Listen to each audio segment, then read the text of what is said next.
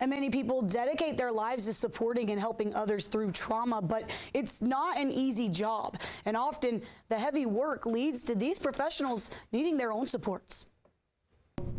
It is very hard and heavy work. Hard and heavy, but rewarding when you see that you've helped someone through their toughest moments. That's what gets Ashley McHenry and her coworkers through the bad days. Just to know if you were able to make an impact in one person's life, even if it wasn't necessarily connecting them with a resource, if it was just giving them a kind word, if they just appreciated the call because of the way you spoke to them, that's a huge win.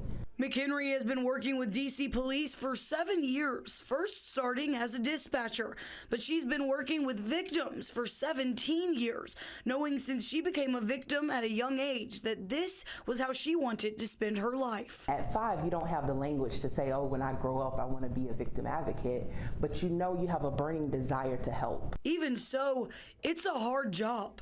There are days you go home and you're almost sick over it because you couldn't help the way that you would like to have helped. But it also keeps you going as well to show up the next day and do your best. Over time, continuing to show up leads to secondhand trauma.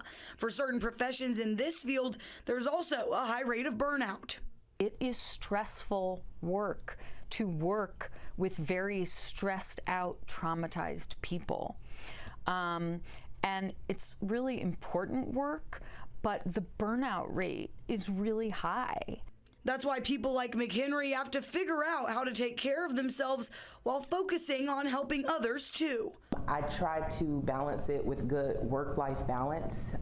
Sometimes if I have a case that's really hard, I will push away from the desk for a while and just kind of take a moment to gather myself.